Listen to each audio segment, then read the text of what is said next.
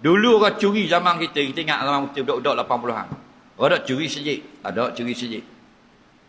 80-an dia orang curi dah. Hari-hari orang curi. Dah masuk curi sejik. Dia ni masuk sejik.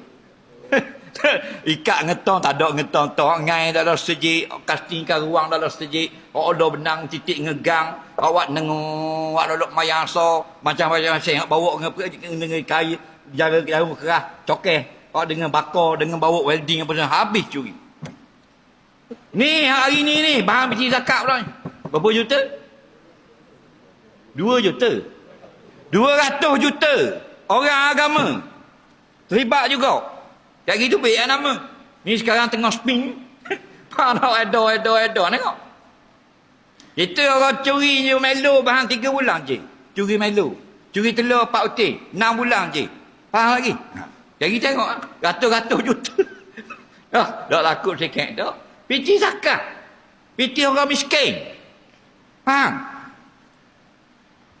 Tak kira mu siapa, mu orang besar pakat mana sekalipun, hebat mana, akhirat atas dunia tak terima sembahyang. Hati haram. Guna awak beli kereta pun termasuk makan juga. Makan tu maksud makan bukan telang, ambil manfaat. Dah sampai 200 juta, berjuta-juta piti haram. Kalau seria pun masuk neraka. Sahabat Nabi berkata, "Man ishtara sauban bi asharati darahima."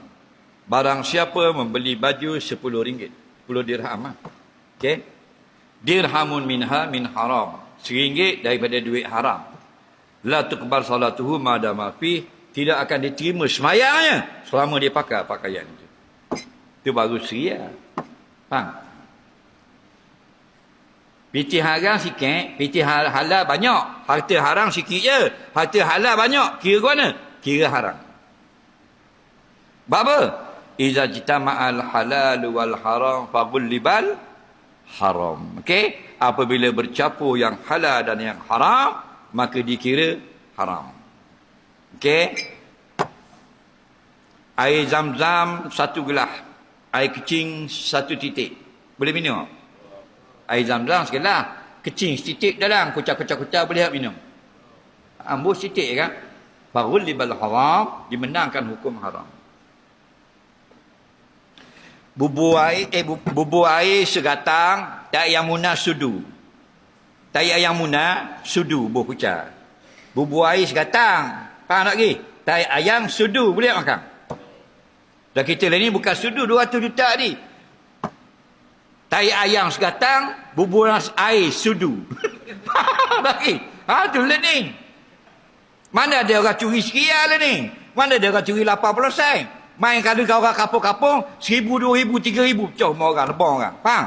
Kalau scan, tengok telefon. Ni, bahan juta pula piti zakat. Nampak? Mal'unun. Semua tu kena laknat bagi. Dah akhirat ke mana? Akhirat, go to hell. Masuk neraka. Faham? Siapa kata?